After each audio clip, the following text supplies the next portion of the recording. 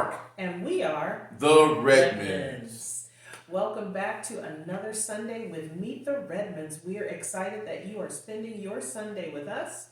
And today we are talking about blended families. That's right. We are a a blended family. We have two adult children, Kelsey and Noel. But when we got together About many 7 moons years ago, yeah, our kids were freshman, sophomore ish. So we had to deal with the moods and hormones and attitudes that comes along with having teenagers. They are perfectly great kids. Right. Amazing, amazing kids.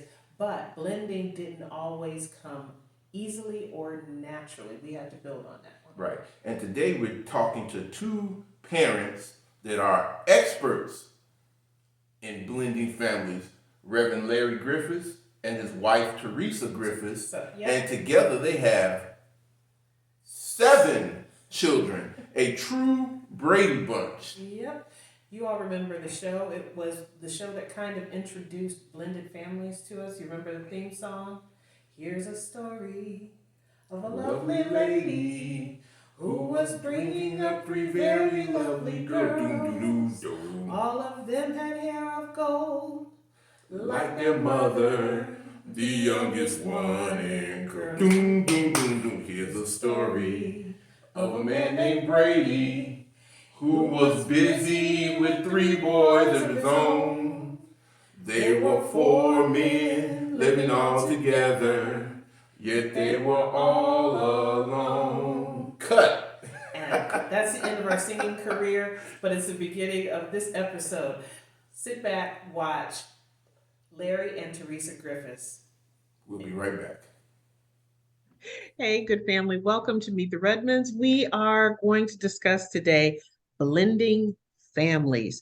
Mark and I got married about 7 years ago at the age of 45, and that meant both of us came with, I wouldn't say baggage, but we came with history. That means there was a previous family. In Mark's case, in my case, I was bringing some other things into marriage, but today, to help us out and help us understand what blending is and what it feels like in real life, we have some friends. Mark, would you like to introduce? We have Reverend Larry Griffis and his lovely wife Theresa. Me and Reverend Griffis go, 45, 40 years back? No, longer than that. It was about 5 years old, so that's about 48 years. Right, so we've known each other for almost 50 years, and we have been through ups and downs, triumphs and tragedies, arguments and celebration, you name it, we have done it. And I consider him not just a friend, but this is one of my brothers. Yeah. So anytime I need him, I can count on him, and he can count on me. And we just wanted to get the perspective of blended because you all have, 7 kids together? Yeah, 7. Seven. So one of the questions I wanted to ask you, I'm going to call him Larry because we go way back. So I'm going to drop the title of Reverend only when we have to hit those. Look, I've heard El Boogie. I've heard all different references. El Boogie, Elville, you name it. That they all count. They all count. Right. Yes. So what I really wanted to know is when you guys decided to get on this journey of marriage, how did you all approach blending your families? Because 7 kids is a lot. I mean, with us, it was only 2, and it was mainly on my end getting my kids on board, but you had to get both sets of kids on board. How did you all handle that?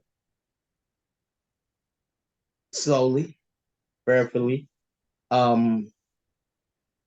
I tried to force it early, and Theresa had to tell me, let it happen. Being divorced, but I was divorced when my kids were older, but we never had a contentious divorce, and so we didn't want the kids to have to choose parents, but they all had to grow into it, all 7 of the kids, and they're all different, so we had to treat everyone differently, but eventually they all embraced it and embraced each other. with the 7 kids, they have a bond that you couldn't tell that they're stepbrothers and sisters because they get along, they talk, they plan stuff, and it just had to occur naturally. And on my part, uh, my children, on my stepchildren, for lack of a better term, because I don't consider them that. Right. They don't call me dad. Griffis is my name. That's the name that they've always called me, and that's the term of affection. So I'm just Griffis. And like I told him, I'm never replacing your dad. But there's nothing that my children, my biological children, have that you won't have. And so, but it was a matter of us growing together and just learning. Yeah, like you said, some of the challenges is just getting to know each other. They have to know a new person. Mm-hmm. All they know is mommy and daddy, so they have to get to know the new person. And like you said, he did try to force it. There was times when, they wouldn't speak to me. I was okay with it because I know they had to get used to me. So, and I told him, I said, you can't force it. Just let it ride. They have to learn me. So that was some of the challenges in the early stages. Challenges we had was particularly with Noelle. You know how girls can be, and she was Noelle was just real particular for a while, and I had to really just step back and let you all forge your own relationship. My son was like, okay, if you happy, I'm happy. But daughters can be a little different. So I really had to just step back and let Noelle and Beverly find their own way. Both kids were always respectful. There was none of that, but you just know, and for me, I went through a battle with infertility, so I couldn't have my own kids. So part of my desire coming in was probably a little fairy tale-ish, like, oh, I've got a built-in family, and it was going to click just like that. Never disrespectful, but it just took time. And I think now that we're looking at it, we're 7 years in, and I think we're really kind of just really, really hitting our stride. Yes, I'm technically stepmom, but really I'm that extra friend. I'm that extra person, just with a little bit of swerve and some extra respect put on there. Man, Larry, it's been times Noelle has called me and said, "Can I speak to Beverly?" So I'm like, okay. But that's a compliment. Right. It worked. Well, at least she called you, because our kids are just called Theresa. And they the grandkids call her more than they call me, or the granddaughter, the oldest granddaughter. But that's the level that we like to see. And we're blended in multiple ways because our oldest daughter has a different father from the youngest three L's. Mm-hmm. And so that was a whole different aspect. And so, but our families are so blended that we literally get along with everyone, from the ex-wife to the parents, that we're like, when we went to Michigan for Thanksgiving, we were with our Janelle's dad and family. And so we're blended. We have stuff at our house, and their mom comes. We're blended in our grab bag for Christmas. Everyone is involved in it. And so we've literally blended our families into one. And that has helped. And they know that they can come to either of us, and there's no stepmama. There's just Mommy T, Mommy Theresa, Mommy T. And that's how we go. And so that has helped because the growth. Okay. Now, what are the age ranges, L? 30. 30. 30, and the youngest is 11. So So you, 5, the next to the baby is turning 18 next month. okay. So every 6 of them will be 18 and older, Mm-hmm. and one 11-year-old. Okay. Okay. You had another question? Have you all always wanted a big family?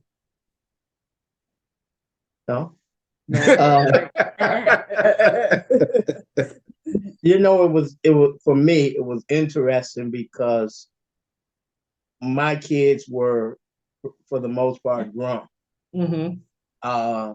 And then when we got together and then eventually got married, I went, I was starting over with the younger group. Mine were all out of high school, but we loved. It was just me and my sister. I have two sisters in California, but I've never had a big family. But we love it. I love it because Mhm. we even say we want to buy a house that everybody can live in the house together. You know, they can all have a, you know, we love family time. We love everybody just being together, doing their own thing. And, you know, so it's a pleasure.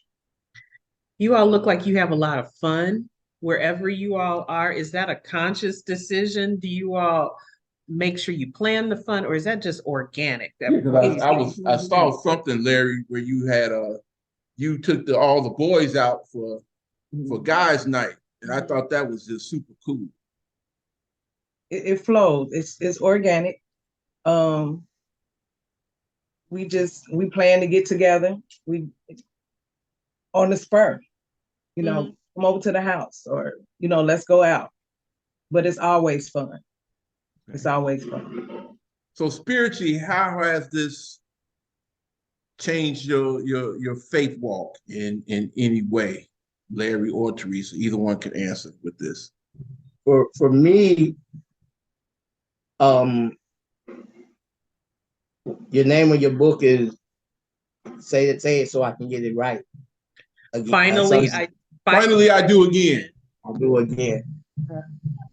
You realize some mistakes that you made the first time. You know, Right. not that it's equal mistakes. It's equal mistakes on both parts. So spiritually, doing it again and finding a real help me. We're in this journey together. When we first started talking, we literally talked every day, all day. I would be at Right. work and we would text from the time I got up for work to almost whatever time she said she was going to bed. Then we'll do it again the next day. And Right. to this day, we still talk.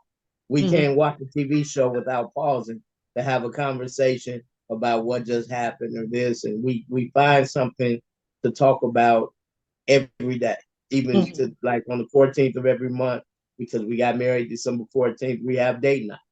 And so today is our date night. Mhm. And we're going to and talk with, and so because we talk, because we share, because we serve together in ministry, um, it helps. It's not like we don't have arguments, but we don't have major arguments. Or our kids can never say, well, we just went through the house yelling and cursing at each other or going off. And that's because of our communication and because there are certain things that we don't want to show them. We want to show them that you can be happy, that you can and what's our term? Agree to Agree to disagree. All right. And you know what? It's funny that you said that, man, because I think back with me and Beverly, and in hindsight, what is there really to argue about at this juncture of life? There's not too much to argue about. Really not. I mean, you could spend a lot of time arguing, or you can figure out how to keep moving Right. and keep making progress. Now, you talk about your ministry. Tell us a little bit about where you serve and your capacity where you serve. I serve at the Way of Truth Church Baptist, 6456 South California, in Chicago, Illinois, where Bishop Daniel W. Lee is our pastor. I serve in the position of assistant pastor there, and so I help run the prayer line, do all whatever, run the services, do everything that's needed to do. We're on call when the members call or whatever needs to be done, and so we just do it all. And Theresa serves right next to me. In fact, she pushes me even when it's times and I'm tired and I don't want to do it. She says, "Well, we got to do it," We gotta do and it, and, right? and that helps. That helps. I see you too, and I see the push, and because we know some of the things that you've gone through medically, or but when you have someone that holds you accountable and pushes you, I was just thinking about Theresa today, and I said she can scold me. I went to the doctor yesterday, and if I don't tell her exactly what the doctor said, she'll get on me. She'll get on me like, you didn't tell me that. Well, it wasn't important at that time, but she pushes me to, she was on me about what I'm eating yesterday. And so when you have someone that loves you and cares for you and pushes you, it makes a difference. And so that helps in the blending, because when we first got together, you have to be careful of not comparing the one you're with now to the one or the situation that you was in before. Right. Because if you've been with somebody for a long time, it's easy to say, well, that's the same stuff they used to do, or this or that. And so we grew from that point to say, we're just going to make a conscientious effort to do it different. Now, let me ask you one more question, going back to the kids. Since all of them are grown, with the youngest ones, how do you all handle discipline? You said, how do we handle him? Yeah, how do you handle discipline? He doesn't really, he's not a bad kid. For him, I guess discipline is more so you can't play your game. Yeah. Or something like that, because that's what he likes. Now he has an Oculus, but he plays the game or watches YouTube and just making sure he stays on his work. I've never, even when we've been together some years now, but I've never spanked the stepkids. They were older, but I never felt like that was my place. We will chastise or we'll have words at times because they're teenagers, but understanding them and loving them, you just have to show love. You have to show love. You have to show respect, and they show the same respect and the love back. And if they feel like you're trying to take advantage of them, then they'll rebel. But if you approach them in love, just been keeping it real. Our oldest daughter, when we first got together, was like, no, y'all ain't gonna be together. Y'all like, and she was ain't gonna happen. the last, even if everybody was together and we wanted to take a picture, she probably had a frown on her face, didn't want to take the picture. And she was the last one to really fully come aboard. But now is heaven, and it's all good.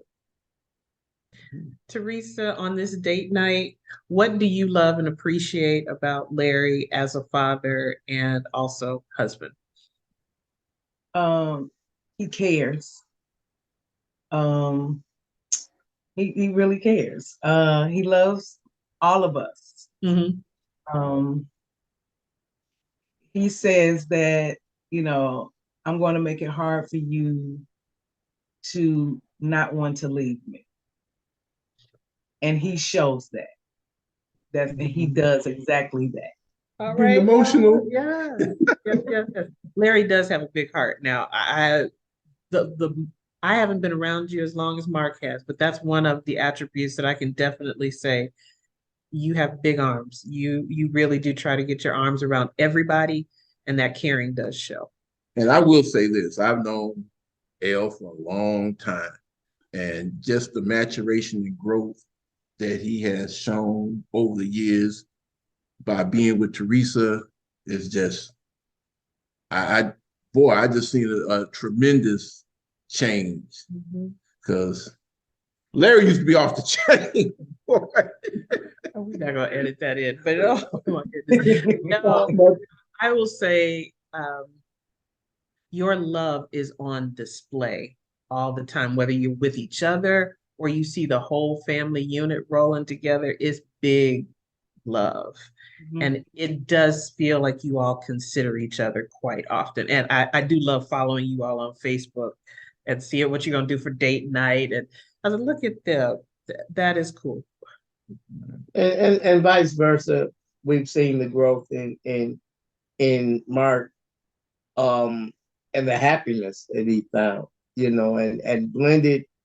We've all been, like you said, we've been together for almost 48 years as brothers, as the five, six of us, and one deceased. But the love, and we don't always talk uh physically, but Mhm. we know that if we need each other, that we're going to always be there. And so that's one thing, that to see the growth in all of us as we become older, and you can see the difference.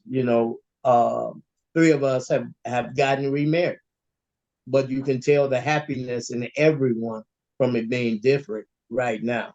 So, I commend you guys for the journey that you've taken, the books that's been written where you're helping someone, because people need to see this. People need to know that it's not always easy. We grew up watching the Brady Bunch, and Right. they seem to have that perfect relationship. And even when I got married the first time, I told Theresa I was expecting the white picket fence and the house, but you don't realize what goes into that. And so learning how to communicate and talk to each other makes a difference, because you can bring stuff home from work, you can bring stuff that from church, you can bring stuff, and you can have that affect your marriage. But instead of us doing that, we just love on each other. Good, good, good. Well, you got anything else to say? I think that does a great segment for us. Well, I will say this. We'll all be together on the 26th of March. Pastor Cosby's preaching at Emmanuel, I think. I don't know. Yeah, in March. So I'll be home for that. And just lastly, Theresa, tell us about your ministry of culinary skills real quick, because I'm sure our viewers want to know where they can get some delicious lunchroom cookies. Absolutely. I am pastry chef and owner of Shayree's Pastries. Yes. I specialize in homemade cakes, pies, puddings, cookies. So you can reach me on Facebook. I am on Facebook under Theresa Smith Griffis. Once you go under there, you can go to my page, Shayree's Pastries, and you can just inbox me, order. The butter cookies are very much shippable. I just actually shipped. I just had a shipment go to South Carolina and Texas on this week. So That's what I was going to say. Do you ship? yes. And So for you viewers out there who really don't understand what lunchroom cookies are, it's really kind of a Chicago thing. It's the cookies that the lunchroom ladies made that had the ridges in it. You could get the butter. Sometimes they would have sugar. Sometimes they would have peanut butter. But it's really a Chicago staple. And anybody that knows good cookies, you need to reach out to Theresa Griffis and get some. And that information will be scrolling at the bottom of our screen throughout the episode. So we're gonna leave you all, because I know you guys said it was date night. Where you all going? We're just keeping it simple. I think we're going to Pepe's and just enjoy each other. And the thing that we stress for couples, that date night doesn't have to be expensive all the time. Sometimes we do it up. Sometimes it's just as simple, but it's having fun and doing things together. And then we try and include the kids, different from date night. Date night is our night, but then we have family time as well.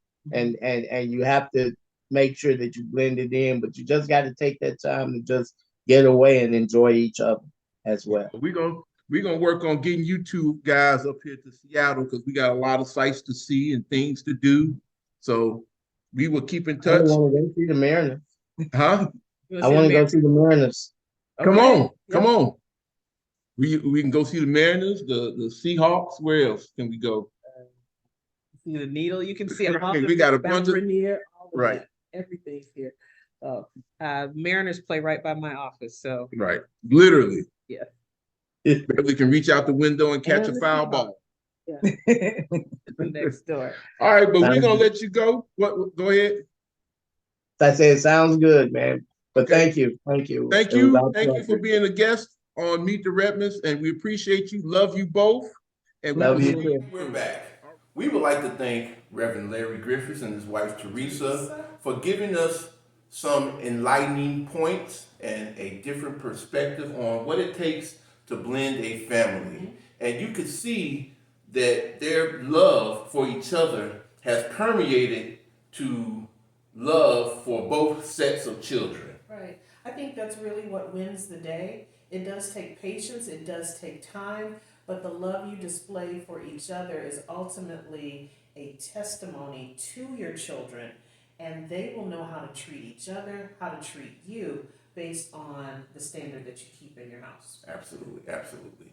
So we're just about out of time. We promise you that we will not do any singing of TV sitcoms from the 70s or 80s or 90s. I'm not promising. So remember, it's not her way. It's not his way. It's the Redmond way.